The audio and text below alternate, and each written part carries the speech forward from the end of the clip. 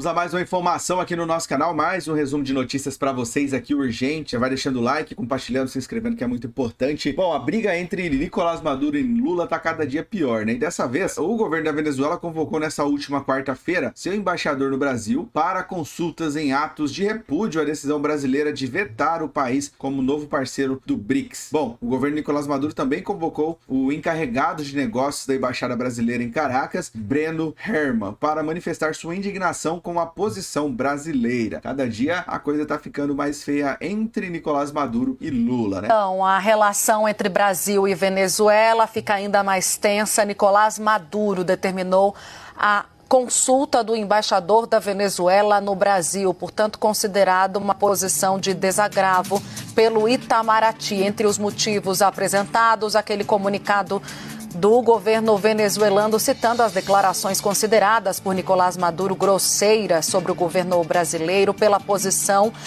de, especialmente citando nominalmente Celso Amorim, ex-chanceler assessor especial, em relação ao veto da Venezuela ao BRICS. Vamos abrir aqui. Bom, o deputado Luiz Felipe acredita que Bolsonaro ficará elegível e que não há outro nome que represente a direita. Para ele, Bolsonaro é o único da direita que tem popularidade e que pode, em algum momento, que não agora, claro, representar grandes reformas e dizer o que será melhor para o povo, disse ele em uma entrevista. Olha só. Vamos ver a fala dele. Bom, eu acredito que o presidente Jair Bolsonaro vai se tornar elegível mais uma vez. Eu tenho essa confiança. É ruim para o país se nós não entregarmos isso, esse fechamento de história. Porque eu não vejo justiça nenhuma no que foi julgado como o que o tornou inelegível. Eu não vejo considerando a inelegibilidade de Bolsonaro, tem algum outro nome que o senhor aposta?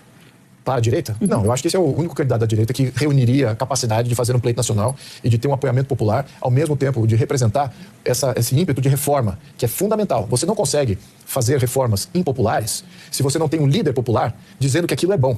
É importantíssimo isso. E o presidente Jair Bolsonaro é o único da direita que tem popularidade e que pode, em algum momento, obviamente que não agora, mas em algum momento, representar grandes reformas e dizer, olha, isso vai ser o melhor para o povo brasileiro. Mesmo que essas reformas aparentem, ou até mesmo sejam, reformas impopulares. Muito do que aconteceu na Argentina. A Argentina teve que fazer uma catequese da população, dizendo, olha, temos que fazer reformas profundas, vai ser doloroso para alguns segmentos, vai ser prejudicial para outros, mas vai ser melhor para o povo argentino. E eles entenderam. Então, eu acho que a gente precisa passar pelo mesmo processo. Javier Milei demite chanceler após voto a favor de Cuba na ONU. Isso mesmo. O presidente da Argentina, Javier Milei, decidiu nessa última quarta-feira substituir a ministra das Relações Exteriores, Diana Mondino, após o voto da Argentina a favor de Cuba na Assembleia Geral das Nações Unidas. Bom, o novo ministro das Relações Exteriores da República Argentina é o senhor Gerardo, anunciou o porta-voz da presidência Manuel Ardoni na rede social X. Bom, minutos antes do anúncio, o próprio Milei repostou uma mensagem da deputada Sabrina, na qual ela disse estar orgulhosa de um governo que não apoia nem é cúmplice de ditadores e declarou Viva Cuba Livre. Bom, a Assembleia Geral da ONU aprovou nessa última quarta-feira, por mais um ano e por maioria esmagadora, uma resolução não vinculativa contra a sanção dos Estados Unidos a Cuba, que já duram 62 anos e causaram um duro golpe na economia do país. Foram 187 votos a favor da resolução, 2 contra, foi Estados Unidos e Israel, e uma abstenção que foi a Moldávia. A Argentina, fiel à sua posição histórica sobre essa questão, votou a favor da resolução. Essa decisão foi uma surpresa no país devido ao forte alinhamento do governo de Milei com Israel e os Estados Unidos na política externa e a rejeição enfática do político ultraliberal aos governos de esquerda. Assim que o voto da Argentina na ONU se tornou conhecido, uma onda de rumores começou na imprensa local sobre uma possível saída de Mondino do governo. O novo ministro das Relações Exteriores é um importante empresário local próximo de Milei e desde abril ele atua como embaixador da Argentina lá nos Estados Unidos. Mais uma do governo Lula. O alface está caro, então substitui por chicória, diz o ministro de Lula,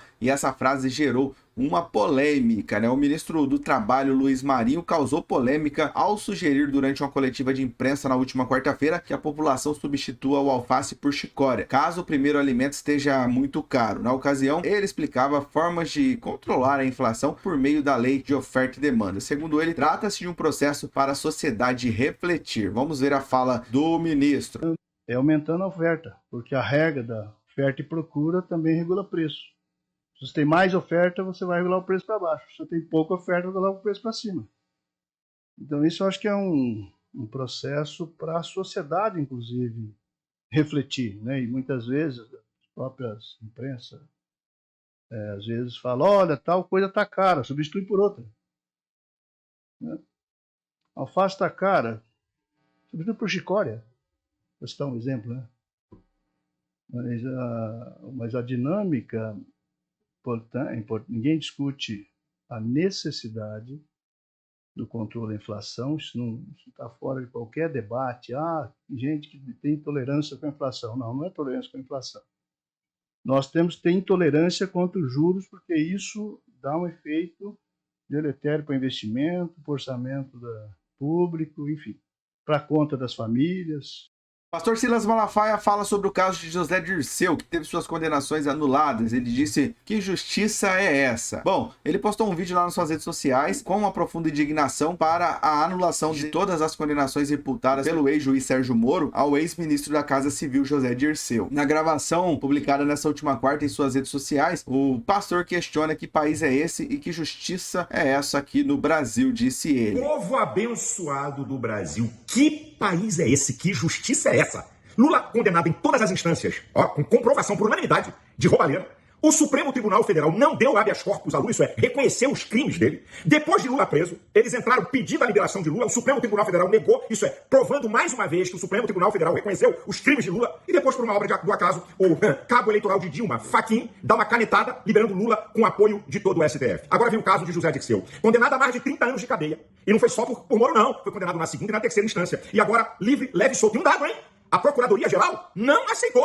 Foi contra a liberação dele. E o que me causa espécie é ver grande parte da imprensa só dar notícia. Não chamam juristas, não chamam especialistas para falar disso. É uma vergonha. Grande parte da imprensa tem lado. E o lado deles são os esquerdopatas, de apoiar Lula e a esquerda. Aí vem Bolsonaro e se torna inelegível. Os dois motivos de Bolsonaro se tornar inelegível. O primeiro é que Bolsonaro convocou embaixadores à atribuição do presidente da República e falou da santa, imaculada, inerrante, toda poderosa urna eletrônica. O segundo motivo, abuso do poder econômico e político no 7 de setembro de 2022. Como é que é? Primeiro, o evento não foi feito no lugar da parada. Segundo, quem pagou os trios fui eu. Isso é uma vergonha, gente. Eu não quero entrar na questão do pseudo-golpe, que é a maior faxa de perseguição política. Dona de casa, faxineiro, idoso, virou golpista. A esquerda fez pior nesse país e nunca foram chamados de golpista. Mas eu vou deixar um pouquinho, que eu quero ver a Polícia Federal, que estão tentando indiciar Bolsonaro, os militares. Bolsonaro nem aqui estava. Que golpe! Isso é uma vergonha, gente. O que estamos assistindo no país bem? Se o Supremo Tribunal Federal manter Bolsonaro inelegível, com todo o respeito, virou braço político do PT e da esquerda. Perderam a condição moral de ser uma Suprema Corte. Eu fico com vergonha do que eu estou assistindo nesse país. O senador Pacheco apoia a reeleição de Lula e diz que não recusaria uma vaga no STF, e era isso mesmo que ele queria, possivelmente, né? O presidente do Senado, Rodrigo Pacheco, disse que apoia uma possível reeleição de Lula do PT nas eleições de 2026. Ele deu essas declarações lá na UOL durante uma entrevista, e segundo Pacheco, se a economia estiver bem, Lula pode se tornar favorito e atrair apoios impensáveis de partidos como União Brasil, republicanos e até mesmo progressistas, disse ele. Ele disse: se a decisão fosse hoje, eu apoiaria a reeleição de Lula. Pode haver uma compreensão de que há um favoritismo pleno do presidente Lula. Então, a política pode ser